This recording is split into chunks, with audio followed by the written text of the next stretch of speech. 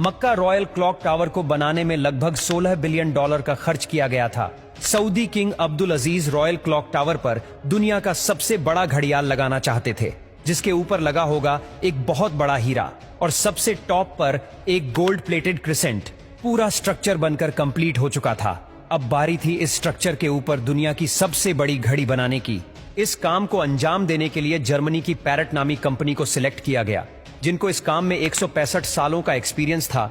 इन सब में सबसे बड़ा चैलेंज इस घड़ियाल के कांटे थे। इनको ऐसे डिजाइन करना था कि ये तेज हवा में उखड़ ना पाए। इस घड़ियाल का बड़ा कांटा 23 मीटर्स, जबकि छोटा कांटा 17 मीटर लंबा रखना था। यूं समझ ले कि बड़े कांटे को अगर सीधा खड़ा किया जाए तो ये ऊंचाई में 5 स्टोरी बिल्डिंग का मुकाबला कर सकता है।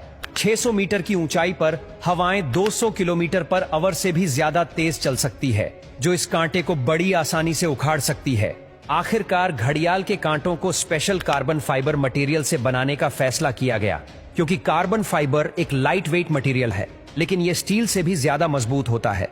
स्टील की कंप्रेशन स्ट्रेंथ यानी दबाव बर्दाश्त करने की ताकत ज्यादा होती है और वो प्रेशर पड़ने पर मुड़ सकता है, लेकिन कार्बन फाइबर प्रेशर पड़ने पर मुड़ता नहीं है। इसके अलावा स्टील में जंग लगने का खतरा भी होता है, जबकि कार्बन फाइबर पूरी तरह से रस्ट प्रूफ रहता है। मक्का क्लॉक टावर के लिए 4 नहीं बल्कि 5 कांटों के सेट बनवाए गए और एक स्पेयर में भी बनवा कर रखा गया। एक एक ट्रेलर में सिर्फ एक कांटा लाद कर इसे मक्का क्लॉक टावर तक पहुंचाया गया। ये कांटे इतने बड़े हैं कि इसके अंदर आसानी से चला भी जा सकता है। क्लॉक टावर के चारों घड़ियाल को चलाने के लिए अलग अलग मोटर है, जिसे क्लॉक ड्राइव कहा जाता है, लेकिन यहाँ पर भी एक एक्स्ट्रा क्लॉक ड्राइव पहले से क्लॉक टावर में इंस्टॉल की गई है, ताकि कभी खराबी की सूरत में फौरन रिप्लेस किया जा सके। इस घड़ियाल में एक मेंटेनेंस स्विच भी लगाया गया है, जिसे दबाते ही कांटे बिल्कुल सीधे हो जाते हैं और मेंटेनेंस वर्कर्स इसके अंदर जा सकते हैं। इस घड़ियाल के रंग को सिलेक्ट करने के लिए भी काफी सारी रिसर्च की गई।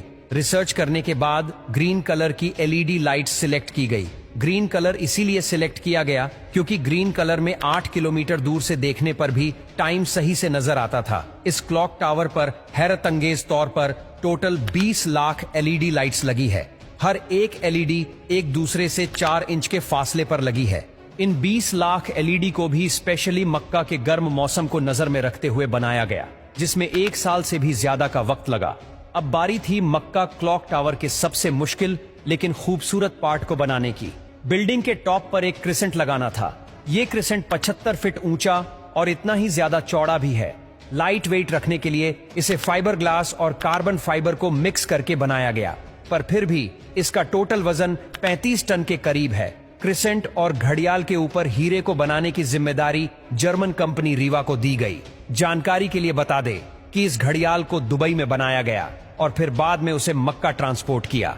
सबसे खास बात ये कि क्रिसेंट के कोने कोने पर सोने की लेयर छड़ी होगी, लेकिन अगर ये क्रिसेंट पूरा 1 पीस में बनाया गया तो फिर इसे टॉप तक पहुंचाना और फिर वहां इंस्टॉल करना मुश्किल नहीं बल्कि नामुमकिन होगा, क्योंकि भीड़ और जगह की तंगी की वजह से यहां सिर्फ टावर क्रेन्स काम कर सकती है, पर वो भी इतना ज्यादा वजन एक साथ नहीं उठा सकती। तभी इसे अलग अलग पार्ट्स में बनाने का फैसला किया गया। इस क्रिसेंट पर गोल्ड की लेयर चढ़ाने के लिए करीब 10 करोड़ मोज़ेक टाइल्स के पीसेस चिपकाए गए, जिन पर सोने की लेयर छड़ी हुई थी। हर एक मोज़ेक टाइल्स को बारीकी से बनाया गया और फिर इनको 2 बाई 2 सेंटीमीटर के ब्लॉक में काटा गया। ये पूरा क्रिसेंट भी दुबई में तैयार किया गया और फिर फाइनल टच देने के बाद इसे मक्का भेजा गया। क्लॉक का डेमो वर्जन भी पहले दुबई की एक लोकेशन पर इंस्टॉल किया गया, क्योंकि जर्मन कंपनी के कुछ इंजीनियर्स पहले इसे इंस्टॉल करके देखना चाहते थे कि कहीं कोई खामी तो नहीं रह गई। सारे मसले फिक्स करने के बाद ही इसे मक्का तक पहुंचाया गया।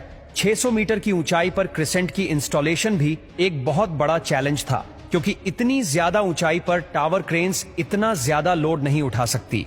इस क्रिसेंट को 4 अलग अलग हिस्सों में ऊपर खींचा गया और एक हिस्से का वजन करीब 4 टन था।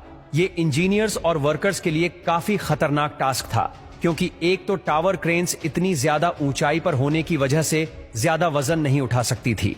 दूसरा, अगर इस प्रोसेस के बीच तेज हवा चल पड़ी तो पेंडुलम इफेक्ट की वजह से 4 टन का वजन डबल भी हो सकता है।